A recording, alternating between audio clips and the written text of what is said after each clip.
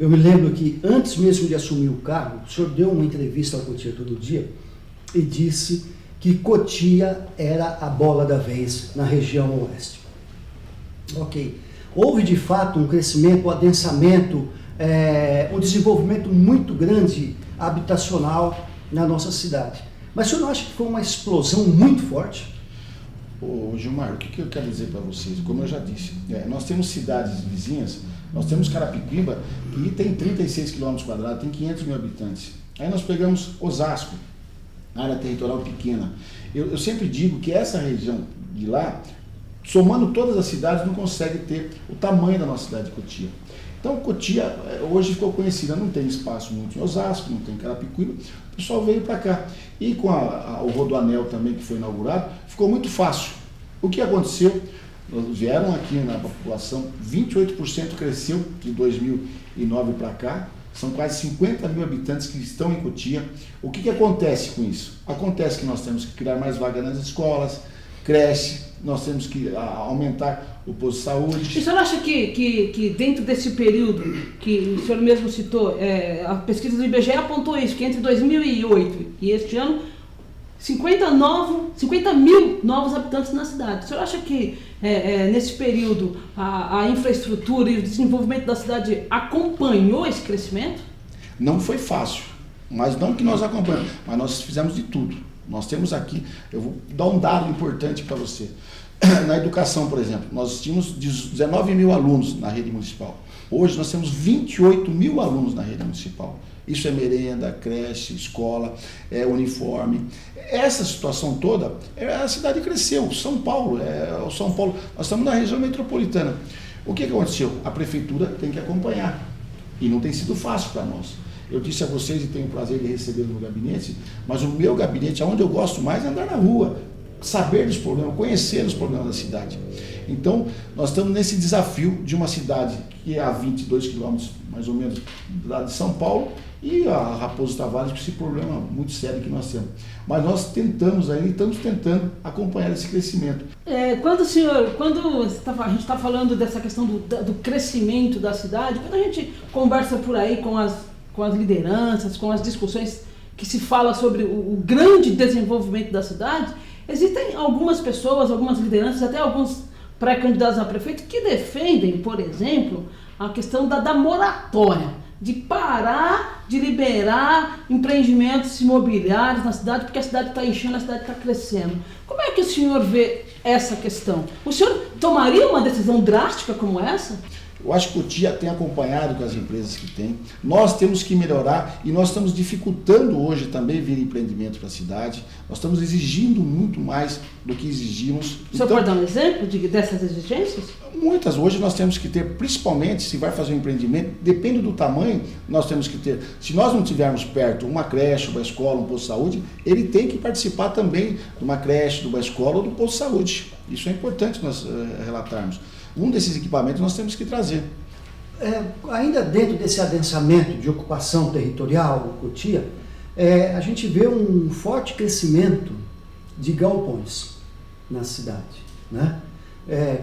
Naturalmente em função da proximidade do Rodoanel, da rodovia aqui e tal, da Raposo Tavares. Mas como é que, então, o que está sendo previsto no plano diretor, não sei se o senhor tem acompanhado de perto, para que possa organizar melhor essa questão dos caminhões, enfim? O que nós fizemos? Nós lutamos bastante, eu sempre lutei isso, para trazer os condomínios empresariais, como São José, como outro que foi feito na estrada de Calcaia, e alguns outros que saíram. Inclusive nós fizemos uma saída muito importante, que foi a do Capuava, a ligação do Belisário até o Capuava, que é para atender também o São José 1 e São José 2, e venderam todos os lotes lá, que eu fiquei sabendo. Porque Cotia é uma cidade que está crescendo, como já foi dito, e tem o conhecimento. Então nós fizemos algumas intervenções municipais da questão da mobilidade, a facilitar a população, a facilitar as entradas de caminhões, mas não é fácil acompanhar um crescimento como foi Cotia. Então cada vez nós temos dificultados, como eu disse, tanto a questão no residencial como também no comercial. Tem que ter uma parceria, uma solução para a nossa cidade. Hoje não consegue, são 185 mil carros por dia, né? Mais de 300 mil pessoas que passam por dia na Raposo Tavares. Isso, o que acontece? Muitas vezes, eu peguei uma entrevista do dia do presidente da MTU, o ônibus, no horário de pico, ele consegue andar numa velocidade de apenas 8 km. É muito pouco. O normal seria 20, 25 km. Então, a Raposo Tavares tem que ter uma solução urgente. Existe uma discussão entre o prefeito de São Paulo, Fernando Haddad, e o governador, saiu essa semana uma matéria, nós publicamos inclusive também, de a criação de faixa de ônibus exclusiva no trecho de São Paulo. O senhor acha que aqui, fazendo isso aqui também no trecho de Cotia, acha que resolveria, o senhor defenderia essa tese também? Acrescentando, BRT? O BRT é uma coisa, o que ela está dizendo é essa a questão, faixa exclusiva a de faixa ônibus. exclusiva de ônibus, que facilitaria também a população. O nosso secretário de transporte, que é o Silvio, ele é uma pessoa que trabalha na CT por mais de 30 anos, ele defende esse corredor.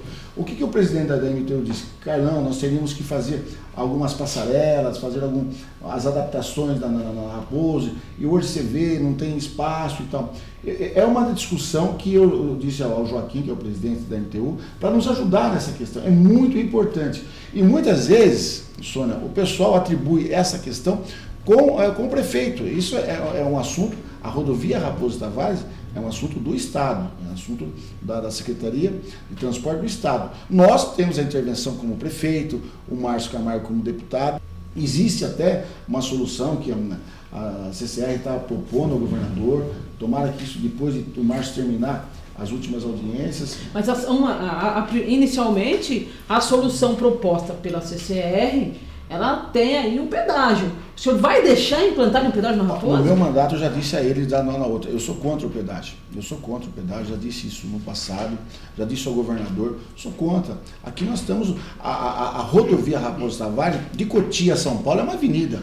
Por isso que eu defendi da CCR, as adaptações que eles vão fazer, é muito importante, mas sem pedágio. Uma das suas bandeiras de campanha foi solucionar a questão do transporte coletivo da cidade, transporte municipal. Teve já uma licitação, tiveram alguns avanços, mais ônibus, mas parece, prefeito, que ainda existem alguns entraves. Nem todos os bairros ainda estão contemplados, por exemplo, com linhas de ônibus, e me parece que a licitação, da segunda parte da licitação, que seria o transporte alternativo, ainda não foi concluída e existe ainda uma certa confusão ainda no transporte com os micro-ônibus ou vans. Como é? O que acontece que ainda não está 100%? Olha, eu vou dizer para você, nós atendemos 95% do município com linhas. Nós tínhamos 38 ônibus municipais, hoje nós temos 83 ônibus. E ônibus são praticamente 0 quilômetros, nós fizemos na licitação, e essa conclusão também que você está pedindo, da parte do alternativo, nós tínhamos 250 carros, hoje nós temos 150 carros do transporte alternativo. Nós estamos organizando, acertando, detalhando as ruas, aonde há necessidade.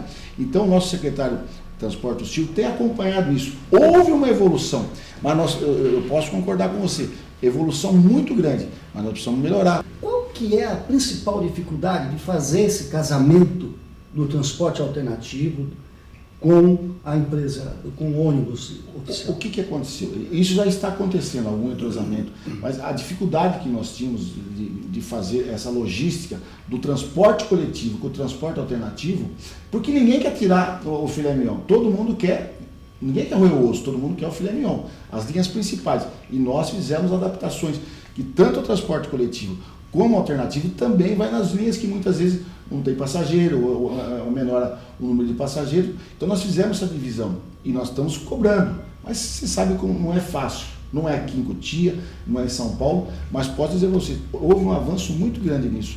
Eu que tiver que acertar, eu vou cobrar o secretário Silvio para que nos ajude aí, através de vocês, das cobranças, para a gente melhorar. Era um ponto-chave que eu lutei bastante para fazer isso. Não foi fácil, enfrentei até ameaças, mas eu fiz.